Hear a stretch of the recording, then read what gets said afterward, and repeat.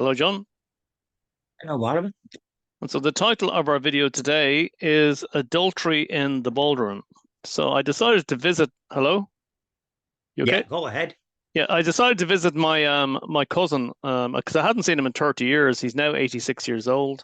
Last time I seen him, he was 56, and I do recall when I was talking to him 30 years ago, he was saying that like at 56, he's still trying to find a partner.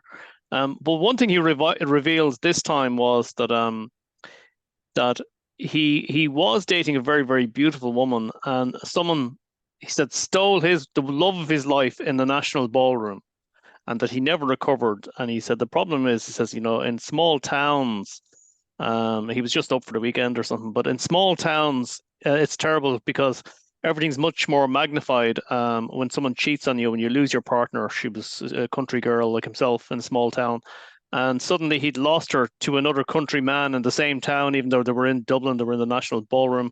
Um, and he said he never got over it. And he said to this day, if he met that man, he'd shoot him.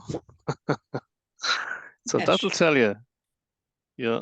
you tell you that is the sort of the business of the love of his life never left him, and it's extraordinary, like that. These things can happen, and many a time in these ballrooms, in those times, men were on one side and the ladies were on the other, and when the music started, sometimes tunes could start and finish. The men didn't have the courage, and women were all over there looking as if they were quite independent. And there was a mixture of good-looking ones and medium ones and all the rest of it. And so when somebody did pop up and courage, then there was a rush, and you were all over. And by the time you sort of or jostled here and there, you wound up perhaps with nobody, and you had to bounce back somewhere you were, and you wish the floor open up and swallow you. Oh God. Now, vis-a-vis your cousin that you hadn't met for a good few years, he's still knocking about and has this still this love for his life, and that he lost in the National Ballroom. Now, we was from the country, but when he came to Dublin, I think the last place he wanted to take the love of his life was to a ballroom, of any ballroom, because you see, normally she'd be sitting beside you, perhaps on your knee, and you'd be whispering sweet nothings into her ear, and you might say, "Will you have a mineral?" And she might say yes, and up the stairs you went, and you proceeded over and bought a mineral, 1 minute, and 2 glasses, something like that, because money was tight. And you said, "There you are, my dad, my," and you poured it into one glass, and you put it, there you are. There's short of minerals over there. You had to come out. You had to be economical with Economical. the way you were doing things, because money was tight, and you were lucky to have the price to get in. 6 shillings it was, maybe 2 and 6, whatever it was. But your your relative would have been better off to steer clear of any ballrooms with the lover's life, and perhaps queue up and take her to a nice romantic film in the Savoy or somewhere, and say, we'll dine out and treat her to a meal. Avoid wherever there might be a danger. And he went to the wrong place of where there was a danger, because, as I say, people from the country were there, and she was perhaps. He should thank his lucky stars, because she was unreliable. He could be married to her and she could disappear, Well, which this is has the happened. thing. This is very true. So she showed her cards on the night. So I suppose what you're really talking about there, though, as well, is that you don't bring someone into temptation, which is what happened. He brought her Correct and into the right. ballroom. If you're very fond of a person, and we'll say the business of they were more formal in those times in some ways. The business of this musical business of love and all the rest was, it was always a bit false, because love starts off nicely when you're with the person, and with the realities of life, living together, often problems. And so the fundamental thing there is is what we call respect. And if it's mutual, you're going to have a successful marriage. And providing that you're Catholics and practice your Catholic faith, you're going to be enjoy peace and harmony in your life. But you have to sort of be prepared for the sort of difficulties that arise between people. It's no matter what way you think. And if he's is he still in the land of the living? He's still in London living. He's 86 years of age, and he still lives in I hope this I this meet him. I hope I meet him when I'm down there. When are you going down? So we'll talk about that offline. The thing about it is, anyway. So I think, look, what we're talking about here is that he lived in and still does live in this stately mansion. It was part of 15,000 acres, and suddenly his reputation now was tarnished because everybody in the town, and goes for anybody who's living in a small town. One of the problems with a small town is that when somebody does cheat on you, it's very much magnified in the community. It's a close-knit community. Everybody talks about it, and he felt judged by the community. He was supported by the community as well, but he was slightly ostracized because he was living in this stately mansion that he still lives in. Okay, and so he never really got over it. And I was thinking to myself, God Almighty, you're still really caught up about this, and you're 86 years of age. I was Oh, thinking in the privacy of my mind, you know. yeah, yeah. Well, it's better on fire. It's better in some ways to sort of look at it from a more realistic point of view, aside from what people do, and seek another more reliable partner. Because if a person was going to be unfaithful in that particular instance, it could happen when it would be married, and maybe children could be unfaithful again, which would be worse. This was he wasn't engaged to her, I don't think, because if she did that, that's a break in engagement. That'd be very serious. Now, if he were depending how long it was going, men were very slow them times about popping the question and getting either yes or no.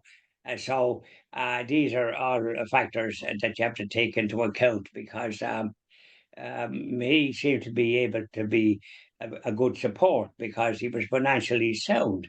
Many a one is not financially sound, and those times, and while you might love to be married, you couldn't afford it. You hadn't the income and the means to be able to do it, and you wanted to be able to provide for your spouse, for your chosen one, so she didn't have to work and rear the family and that kind of thing. So these were the factors. It wasn't necessary for the husband and wife to work as they have to today to try and be economical viable. And with the cost of housing, it's prohibitive. But in the country, in parts, they're not still just as bad.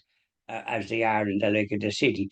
Why anybody want to live in Dublin is a mystery to me because you can't go anywhere vis-a-vis driving and you're in traffic jams constant. So this is beside the point, but when the person is living in the country and takes a visit to Dublin and then has this misfortune, the best thing is to sort of spend a year trying to deal with it.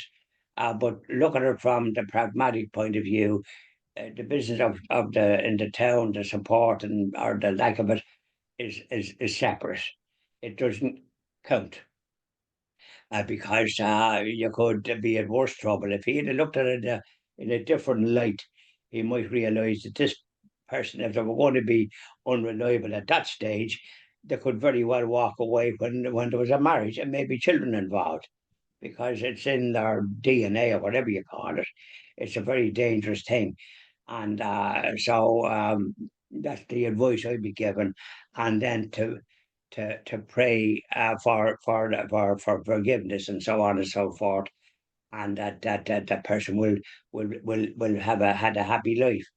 So these are the things that you are able to deal with it, and then get on with it, and focus on other things in life, because there are other things to focus on. But these things can occupy a person longer than it should.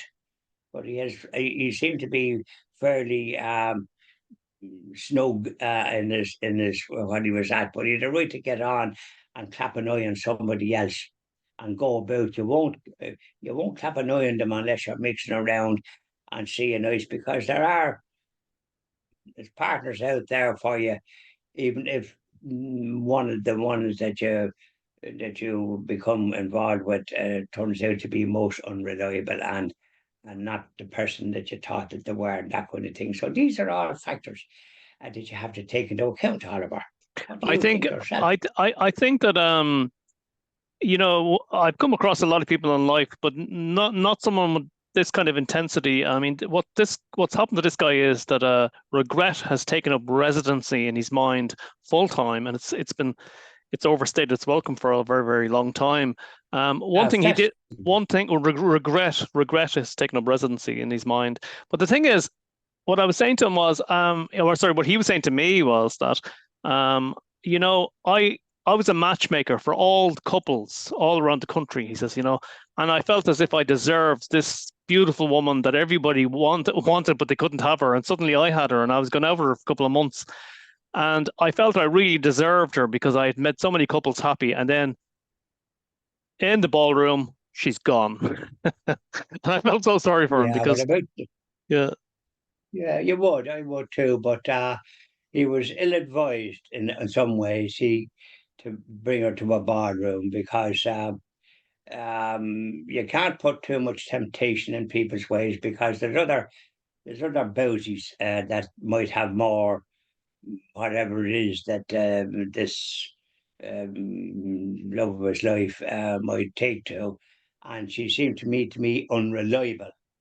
The fact that he brought her to Dublin at, I presume, at his own expense, and that kind of thing, and he'd a right to sort of be very careful where he went because it depends on how long he was gone. Where it was only a few months, it wasn't long enough. He'd a right to, and if he was a matchmaker, he should have known what he was actually. He was probably giving good advice to those, and he'd want to follow his own good advice, and not put any his lady his would future wife hopefully in any harm's way. You yeah, don't do that. you But he don't do was that. just, unfortunately, he was just, it was meant to be for some reason. Things happen, and whether we like it or not, they happen for a purpose. Now, there's a good point. It was a date with destiny, but the thing is, I think, look, generally in country towns, you got people who start dating, say, in their teenage years. I think they're at a complete advantage, developing psychologically because they go through this process where they break up in a small town with a partner. The person cheats on them. This happens at a very young age for young people in small country towns. And compared to the city, in the city you can hide, you can be obscure. But if somebody cheats on you in a small town, you have to face them almost every day, and you have to forgive them fairly quickly.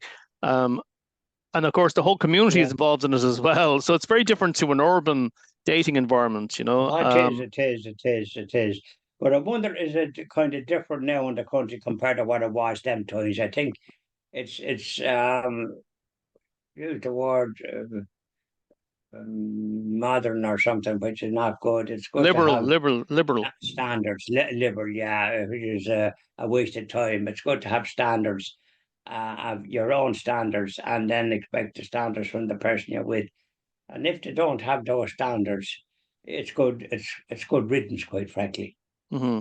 But if you're not able to sort of see that, because you have pride is a terrible pass if it's misplaced in that way. No, you've got to let go because otherwise your life is not going to have the purpose that it has, which is for to save your immortal soul and pray for those that need praying for. And the person that did what she did to him deserves prayer because doing that kind of thing is not a good sign for that person in any relationship that they might take up because they could do the same thing to the other person. They could regret what they did. And the You thing see, is, so it's something that happens very, very regular in country towns and the city. This happens on a daily basis that people, this constant adultery in society. that it's almost Yeah. become something that's generally accepted, and it's to be It should on never be.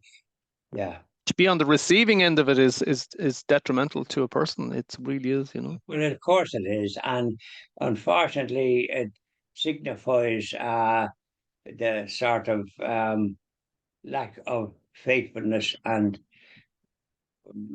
what's required in a relationship and in a matrimony in matrimony is to deal to respect each other fundamentally, getting away from the attraction that might be there in the beginning because it's illusory. It lasts for a certain amount of time, but people have their own vagaries, and sometimes the way they clean their teeth or do various other things can irritate the other person. The small things and that kind of thing, and so there has to be harmony and respect and understanding. And one of the important things which should be required is if a person is a Catholic to get at 6 months usually the sort of help that you get in the Catholic Church for to deal with what's going to be ahead. No matter how you very much fond of the person and love them in the sense of the word of love, but it fades. Not with so much with age, it can blossom. But respect and tolerance is the main requirements in the relationship. Respect and tolerance, and when that's there, everything blooms. The family blooms, and of course, as Father Patrick Payton said, from a very humble background in Addie near Ballina, County Mayo, the family that prays together stays together. These are sound old fashioned, but it's true today as it was years ago, and it's still very true. And that is the only way to deal with the disappointments and the hurts and the betrayals that happen in life. It happens to us all. We don't escape. Well, there is the key point. Okay, it happens us all. So he wasn't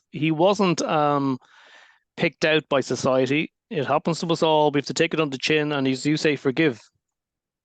Correct. And that means you're free.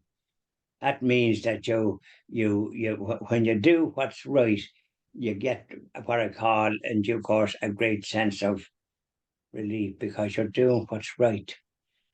Believe you me, when you do what's right, and even though it doesn't suit or it's whatever it is, but when you do that, you suddenly have peace of mind, and that's the great gift. Thank you very much, John. Thank you very much, Oliver.